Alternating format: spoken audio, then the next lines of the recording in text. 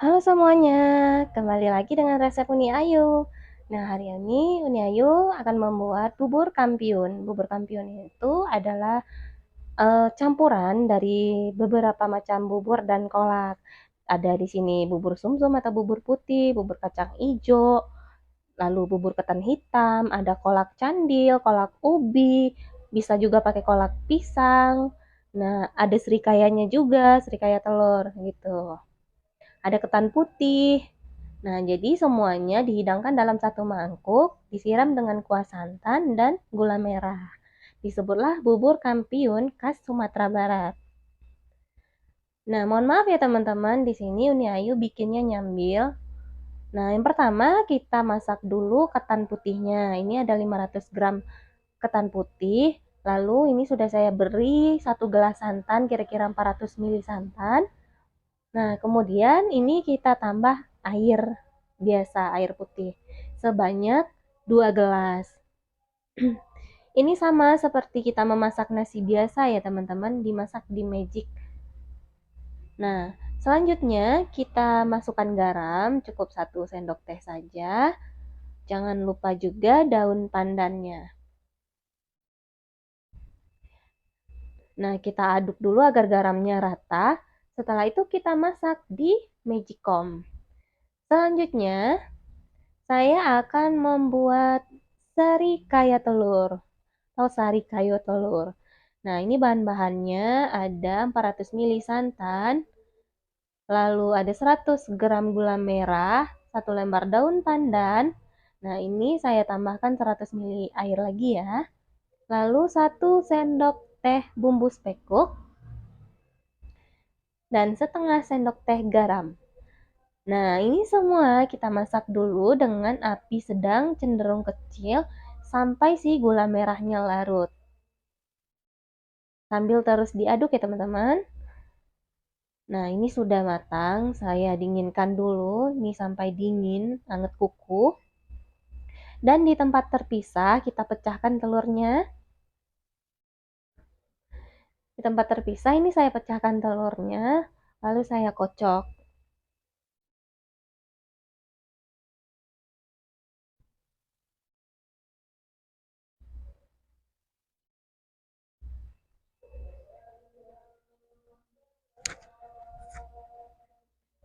Kita kocok dulu sampai rata.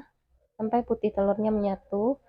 Nah, ini yang sudah dingin tadi, kita saring dulu agar ampas-ampas dari spekuknya tidak ikut masuk nanti.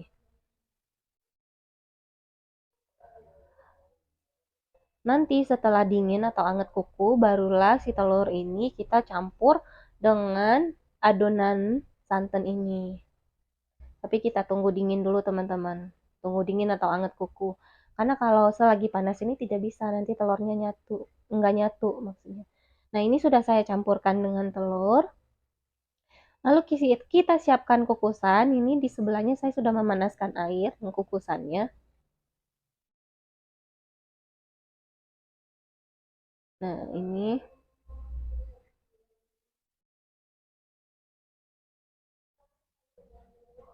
Oke, baiklah sepertinya ini tidak bisa tertutup. Jadi saya ganti wadahnya ya teman-teman dengan warna putih. Agar bisa tertutup. Nah, ini kita tunggu sampai matang. Matangnya permukaannya sudah padat, itu tandanya sudah matang. Nah, ini dia. Ini sudah matang nih teman-teman. Ini bisa kita makan dengan ketan putih yang kita masak di magic tadi. Nah, seperti ini. Dan lanjut, berikutnya kita akan memasak kacang hijau. Di sini saya ada 500 gram kacang hijau dan direndam dengan 1 gelas air atau kira-kira 300 ml air selama 20 menit. Lalu saya ada 1 ruas jahe dan berikutnya akan saya masukkan 3 gelas air. Ini gelasnya ukuran gelas kecil ya teman-teman, gelas 350 ml. Nah, ini akan kita masak sampai kering. Sampai si kacang hijaunya empuk dan airnya sudah tidak ada.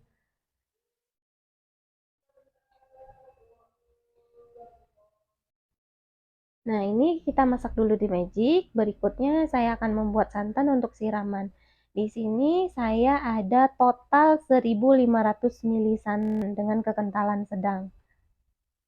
Nah, ini saya tambahkan sedikit air, nanti jadinya 1500 mili. Lalu 1 sendok teh garam, 1 lembar daun pandan,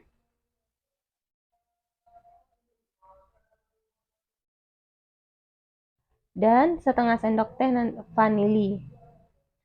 Nah, ini garamnya kita masukin dulu, lalu vanili setengah sendok teh. Kemudian daun pandan.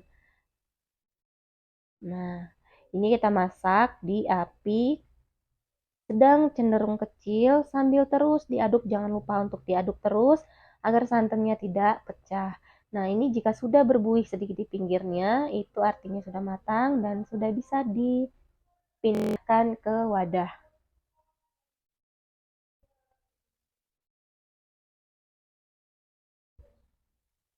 Ini saya pindahkan dulu ke wadah ya teman-teman.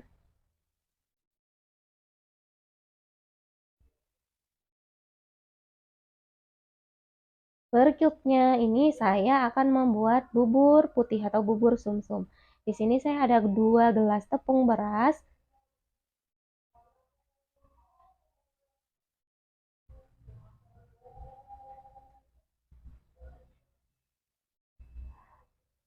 lalu tepung beras ini akan saya larutkan dengan 3 gelas air. Ini baru saya masukkan 2 gelas, nanti saya tambah 1 gelas lagi. Lalu setelah itu kita tambahkan 1 gelas santan. Jangan lupa tambahkan garam juga 1 sendok teh. Dan juga daun pandan. Mohon maaf, daun pandan ya teman-teman, bukan daun salam. Saya salah ketik.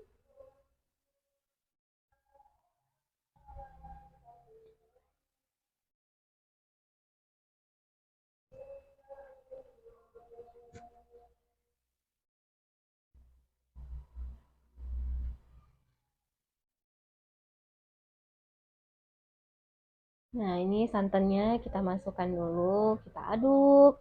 Dan setelah rata, setelah tepungnya larut, baru kita hidupkan apinya.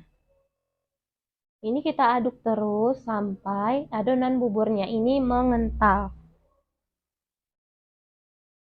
Nah, pada saat adonan sudah mengental, jangan lupa perhatikan teksturnya ya guys. Nah, ini saya akan sambil dengan memasak ubi ya teman-teman.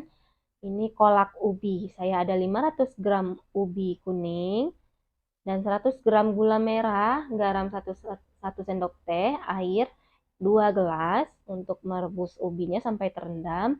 Kemudian santan 250 ml.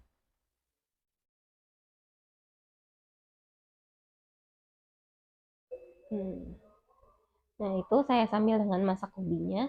Jadi videonya jangan di skip-skip teman-teman karena ini saya masaknya nyambil. Jadi untuk memperhatikan tahap-tahapannya ya memang harus ditonton. Nah, ini si buburnya sudah kental nih. Karena buburnya sudah kental, sudah meletup-letup, jangan lupa perhatikan teksturnya. Nah, di sini teksturnya itu belum mengkilap, masih dough. Jadi kalau belum mengkilap itu artinya belum matang. Ini saya tambahkan lagi 1 gelas air dan 200 ml santan lagi. Nah, ini akan kita masak lagi sampai tekstur buburnya itu kental dan mengkilap. Itu artinya sudah matang. Mengapa harus mengkilap? Karena kalau belum mengkilap, itu masih tepung teman-teman. Jadi harus kita masak sampai benar-benar mengkilap.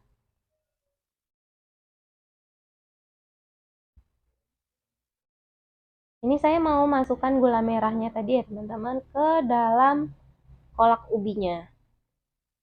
Kita pakai 100 gram saja. Nanti akan saya tambah dengan 2 sendok gula pasir di akhir. Nah, ini sudah matang, ini sudah mengkilap permukaannya. Kalau misalkan kita lihat langsung itu kelihatan, ini di kamera tidak kelihatan, sayang sekali.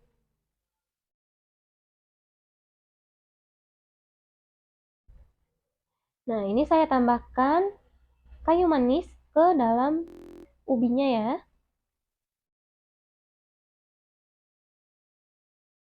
Ubi ini harus kita sambil aduk sesekali ya teman-teman.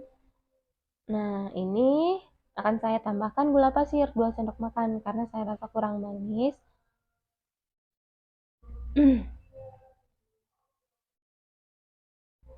Kita aduk lagi sampai si ubinya matang.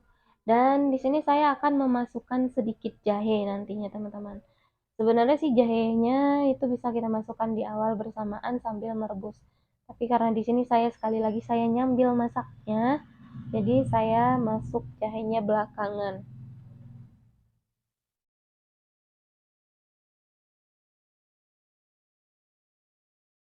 Nah, ini dia jahenya. Seharusnya ini saya potong-potong, tapi sebaiknya digeprek saja ya teman-teman. Nah, ini sudah matang, ini akan saya pisahkan dulu.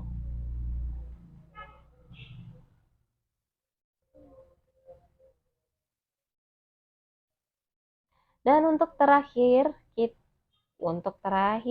dan yang terakhir kita akan membuat gula merah. Ini saya ada 250 gram gula merah. Tapi yang akan saya didihkan untuk siramannya itu cuma 200 gram dan 50 gramnya nanti akan saya pakai untuk si kacang hijau.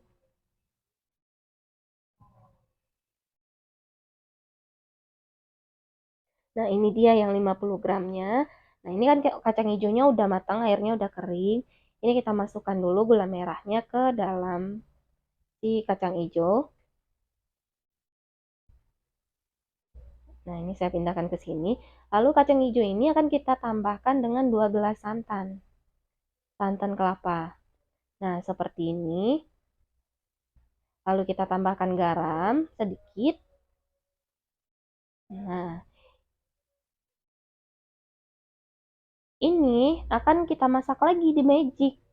Tapi tidak sampai kering ya teman-teman. Tidak sampai kering santannya. Cukup sampai mendidih saja. Jadi masih ada kuah-kuah santan gitulah si kacang hijaunya. Dan untuk si tanggulinya ini saya masukkan 2 gelas air.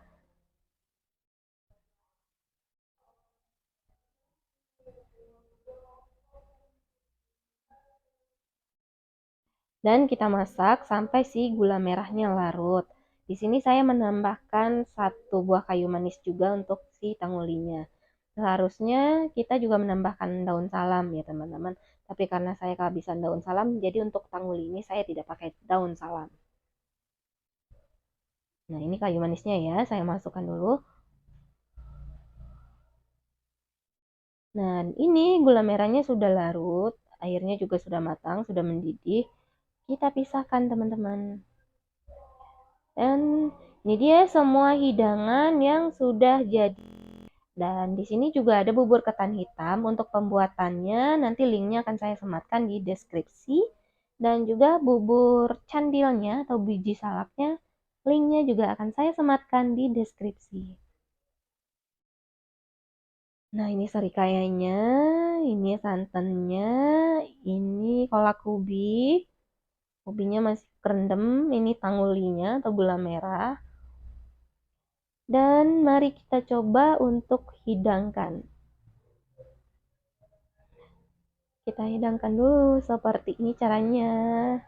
Kita ambil dulu ketan putihnya. Bubur ketan hitam. Serikaya telur.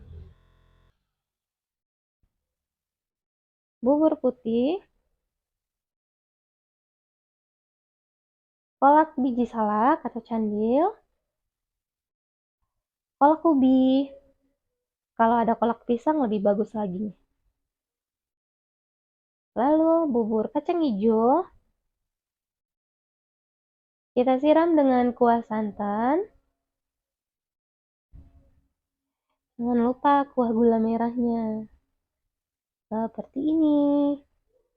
Nah, ini sudah siap dimakan dan dihidangkan.